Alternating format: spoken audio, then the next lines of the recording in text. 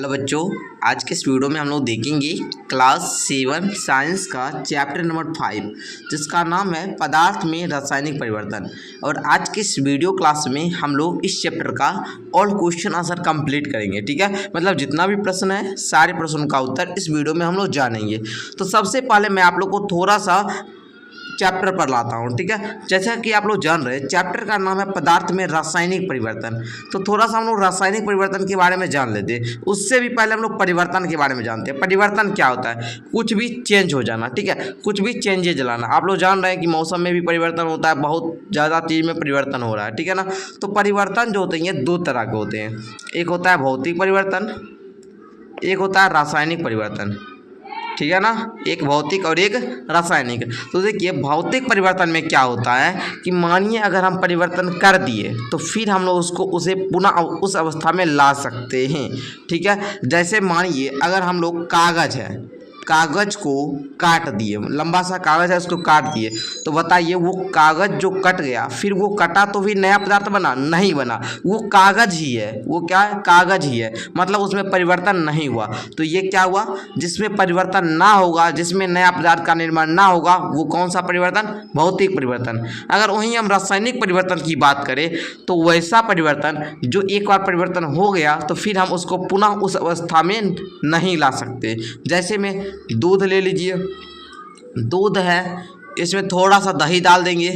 जैसे इसमें थोड़ा सा दही डाल देंगे तो हम लोग को क्या ये पूरा दही बन जाएगा।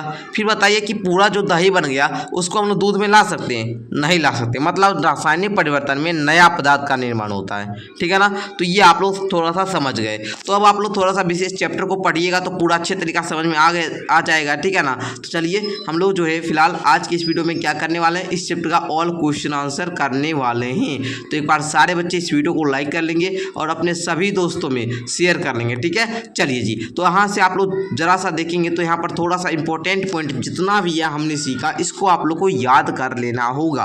ठीक है, ये एग्जाम में के लिए आपके लिए काफ़ी इंपॉर्टेंट है। ठीक है, देखिए यहाँ से अभ्यास प्रश्न शुरू होता है। फर्स्ट क्वेश्चन कह रहा है निम्नलिखित कथनों में से रिक्त स्थान को भरें। मतलब निम्नलिखित कथन जो है उसमें रिक्त स्थान को भरकर आपको क्या करना है? कथन को पूरा करना है। फर्स्ट देखिए कहता है डैश गैस सुलगती हुई दिया सलाई के जलने में मदद करती है। तो आपको पता होगा ऑक्सीजन, ऑक्सीजन गैस जो होती है यही आग जलने में मदद करती है। दूसरा कहता है डैश परिवर्तन में नए पदार्थ का निर्माण होता है। तो अभी हम तुरंत आप लोग को बताएं कि रासायनिक परिवर्तन में, कौन सा परिवर्तन में? रासायनिक परिवर्तन में नए पदार्थ का निर्माण होता है। तो बच्चों देखिए यहाँ पर हम दे दिए हैं, आपको यहाँ पर ऑक्सीजन लिखना है, दूसरा में रासायनिक परिवर्तन लिखना है, तीसरा में देखिए कहता है खाने के सोडा का नाम डैश है। खाने के सोडा जो होते हैं उनको हम लोग सोडियम क्या बोलते हैं बाबू? सोडियम बाइकार्बोनेट है ना, NaHCO3 है ना। आप लोग जान रहे होंगे सोडा, धोवन सोडा और खाने वाला सोडा। ठीक है, जानिएगा आप लोग। नेक्स्ट देखिए चौथा है जब कार्बन डाइऑक्साइड को चूने के पानी में प्रवाहित किया जाता है तो यह कैल्शियम कार्बोनेट के बनने के कारण क्या हो जाता है? दूधिया हो जाता है। तो ये भी बात इंपॉर्टेंट है, तो आप लोग याद कर लेंगे। नेक्स्ट आप लोग क्वेश्चन नंबर 2 को देखिए। सर क्वेश्चन नंबर 2 कह रहा है निम्नलिखित प्रक्रिया के अंतर्गत होने वाले परिवर्तन को भौतिक अथवा रासायनिक परिवर्तन के रूप में वर्गीकृत कीजिए। मतलब कौन सा परिवर्तन भौतिक परिवर्तन है और कौन सा परिवर्तन रासायनिक परिवर्तन है ये बताना है। कहता है चौक को के चूर्ण में बदलना। बताइए अगर चौक है और उसको चौक चूर्ण में बदल दिए तो वह कौन सा परिवर्तन होगा? भौतिक परिवर्तन। क्यों सर? अरे भाई वो चूर्ण भी बनाए तो वो तो है तो चौक ही ना, उसका दूसरा नाम होगा, नया पदार्थ बनेगा नहीं। नेक्स्ट देखिए मोम का पिघलना। मोम का पिघलना कैसा परिवर्तन? भौतिक परिवर्तन। क्यों? तो बताएंगे सर कि मोम जो होता है सर वो भले पिघल जाए लेकिन वह फिर भी मोम ही रहता है। ठीक है, उसको फिर हम लोग क्या भौतिक परिवर्तन ही बोलेंगे। भोजन का पाचन, मानिए कि भोजन जो पाचन हो गया तो फिर हम उसको भोजन बना सकते हैं? नहीं सर, बिल्कुल नहीं। तो ये कौन सा परिवर्तन? रासायनिक परिवर्तन। प्रकाश संश्लेषण कौन सा परिवर्तन? रासायनिक परिवर्तन।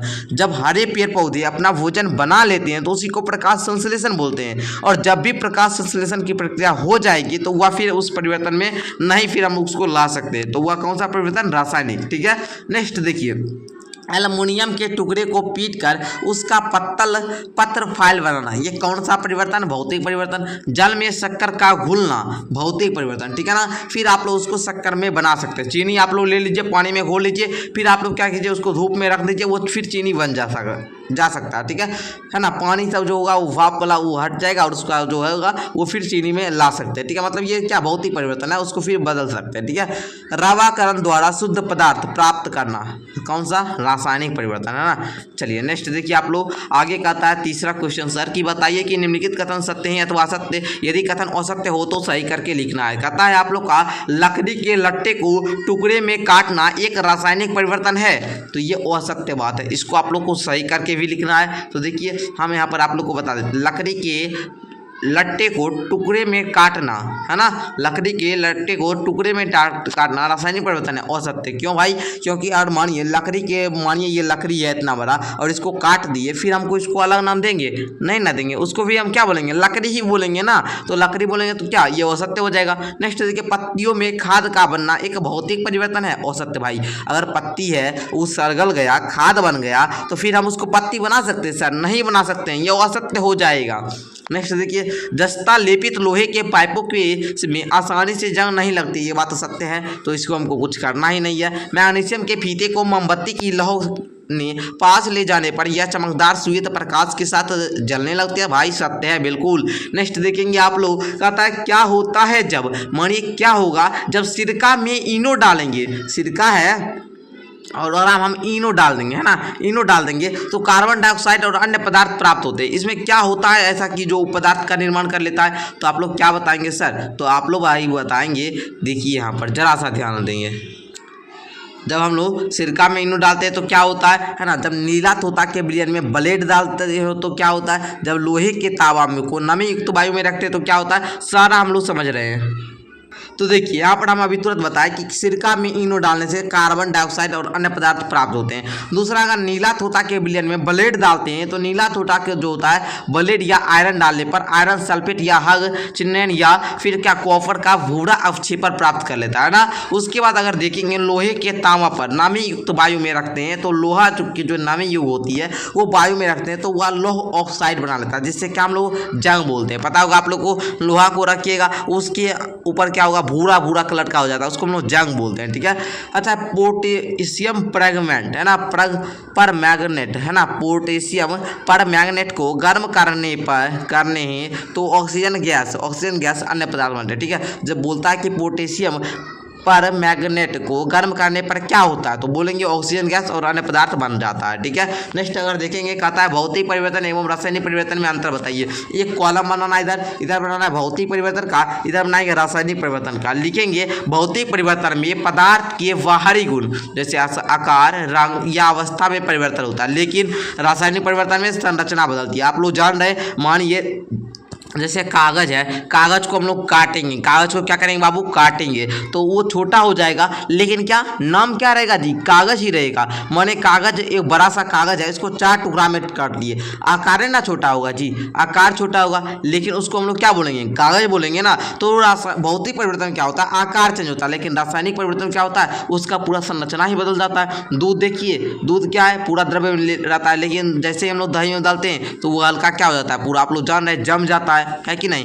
जैसे पानी का जमना, बर्फ है ना, उसके बाद देखिएगा बर्फ का पिघलना, है ना। रासायनिक परिवर्तन में पदार्थ की रासायनिक संरचना ही बदल जाती है, ये आप लोग लिख सकते हैं। और लिखेंगे भौतिक परिवर्तन में नए पदार्थ का निर्माण नहीं होता है, रासायनिक परिवर्तन में नए पदार्थ का निर्माण होता है। इस प्रकार आप लोग अंतर लिख देंगे, उसके बाद दोनों का दो एग्जाम्पल दे देंगे। इस प्रकार आपको पहले परिभाषा लिखना है दोनों का, उसके बाद लिखना है इसमें नए पदार्थ का निर्माण ना होता है भौतिक परिवर्तन में, रासायनिक परिवर्तन नए पदार्थ का निर्माण होता है। यहाँ पर 2 उदाहरण दे देंगे, इसका भी 2 उदाहरण दे देंगे, ओके। इस प्रकार आपको लिखना होगा। नेक्स्ट देखेंगे, जंग लगने के लिए आवश्यक कारक कौन से हैं। तो अभी तुरंत बताए थे कि जंग लगने के लिए ऑक्सीजन और जल वाष्प होना आवश्यक है, ठीक है। अगर किसी भी चीज़ में जंग लगेगा उसके लिए क्या चाहिए, ऑक्सीजन चाहिए और जल वाष्प, है ना, या फिर नमी, है ना। आप लोग देखेंगे लोहा को पानी, है ना, लोहा है उसको क्या कीजिए, पानी दीजिए, ठीक है, थोड़ा थोड़ा पानी दे दीजिए, देखिए वो कुछ ही दिन के बाद भूरा भूरा उस पर रंग आ जाएगा, जिसको हम लोग क्या बोलेंगे, उसको जब रगड़िएगा ना तो भूरा भूरा आप लोग को थोड़ा सा है ना उसमें दिखाई देगा, सरिस कागज से उसको रगड़ कर जंग को छुड़ाया जाता है, लेकिन उसको फिर हम लोग उतना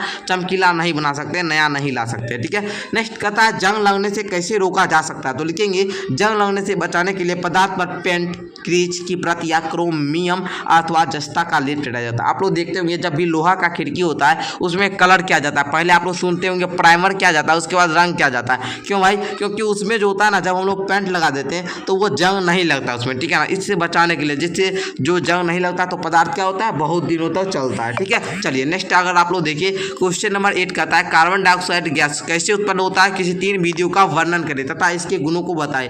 लिखेंगे कार्बन डाइऑक्साइड गैस निम्न तरीकों से बनती है, जैसे में देखिए जीव जंतुओं के शोषण से, ईंधन के दहन से, जैसे लकड़ी कोयला आदि हुआ तो इससे क्या बनेगा, इससे शोषण से बनेगा, है ना। दूसरा चूना पत्थर को गर्म करने पर यह गैस रंगहीन हो जाता है, गंधहीन हो जाता है और पानी में कुछ हद तक घुलनशील होते हैं। ठीक है, नेक्स्ट देखेंगे कहता है क्वेश्चन नंबर 9 कि रवाकरण से क्या समझते हैं। रवाकरण से आप क्या समझते हैं, कॉपर सल्फेट को रवा कैसे प्राप्त किया जाएगा। लिखेंगे रवाकरण उस प्रक्रिया को कहते हैं जिसमें विलयन से पदार्थ के शुद्ध और ठोस रवे प्राप्त किए जाते हैं। कॉपर सल्फेट के रवे प्राप्त करने के लिए पहले इसके विलयन को बनाया जाता है, फिर इस विलयन को धीरे धीरे गर्म किया जाता है ताकि पानी वाष्पीकरण हो और कॉपर सल्फेट के ठोस क्या बन जाए जी, रवे बच जाए। तो बच्चों आप लोग को इस प्रकार लिखना है। नेक्स्ट देखेंगे क्वेश्चन नंबर 10 कहता है ऑक्सीजन गैस बनाने की विधि का वर्णन करें तथा इसके गुणों का वर्णन करें। लिखेंगे ऑक्सीजन गैस प्राप्त करने के लिए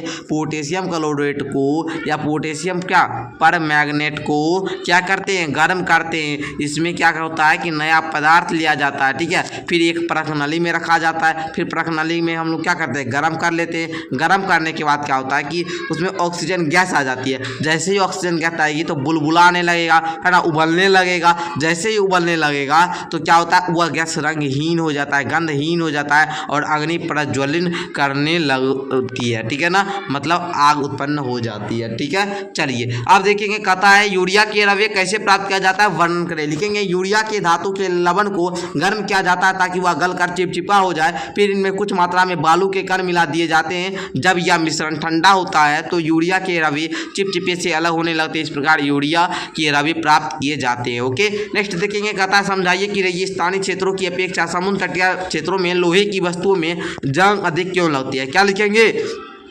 उत्तर में लिखेंगे समुद्र तटीय क्षेत्रों में हवा में नमी अधिक होती है जबकि रेगिस्तानी क्षेत्रों में हवा में शुष्क होती है। ठीक है, नमी की उस उपस्थिति में लोहे को वस्तुओं पर जंग लगना तेज हो जाता है क्योंकि लोहे जल जो होते हैं, लोहा जल और ऑक्सीजन से आसानी से अभिक्रिया कर लेता है और आयरन ऑक्साइड जंग बनाता है। शुष्क हवा में यह प्रक्रिया धीमी होती है। समझिए आप लोग। आगे बताएंगे आप लोग सर कि आप कैसे दिखाएंगे कि दही का जमना एक रासायनिक अभिक्रिया है। तो लिखेंगे उत्तर में दही का बनना एक रासायनिक परिवर्तन है क्योंकि दूध में पाए जाने वाले लैक्टोज शर्करा मतलब लैक्टिक अम्ल, है ना, में परिवर्तन कर देता है जिससे दही बन जाती है। आपको पता होगा दूध को दही में बदलने वाले सूक्ष्म जीव को हम लोग लैक्टोबैसिलस कहते हैं ना, जिसमें दही बन जाती है। इसमें दूध का रासायनिक संरचना बदल जाता है, इसलिए यह वापस दूध में नहीं बदल सकता है। साथ ही कुछ दिनों बाद गैस उत्पन्न होना और दूध का खट्टा स्वाद भी इसे रासायनिक परिवर्तन का प्रमाण है। ओके बाबू, तो इस प्रकार आप लोग का यह चैप्टर का क्वेश्चन आंसर कंप्लीट होता है। मैं आशा करता हूँ कि हर बच्चे को मज़ा आ गया होगा। आप लोग को इस क्लास करने के बाद बहुत अच्छा लगा होगा। यदि मैथ का क्लास करना चाहते हैं तो मैथ भी अब आप लोग को पढ़ाई होने लगी है सुबह के 6 बजे, है ना। तो आप लोग चैनल को सब्सक्राइब कर लेंगे, वीडियो को लाइक कर लेंगे। आप लोग को इस चैनल पर मैथ भी पढ़ाई जाएगी और तो ऑल सब्जेक्ट्स को पढ़ाया जाता ही है। और हाँ, अगर आप लोग यहाँ पर PDF लेना चाहते हैं तो आप लोग जाइएगा, है ना, गूगल पर सर्च कीजिएगा। क्या सर्च कीजिएगा, SVM classes.com ये सर्च कीजिएगा बाबू। एक वेबसाइट आएगा, वेबसाइट पर सारा PDF अपलोड आता है, वहाँ से जाकर आप लोग देख सकते हैं। मिलते हैं नेक्स्ट वीडियो के साथ, तब तक के लिए धन्यवाद। आप लोग प्यारे बच्चों इसी प्रकार मेरा डेली क्लास शाम के 6 बजे किया कीजिए।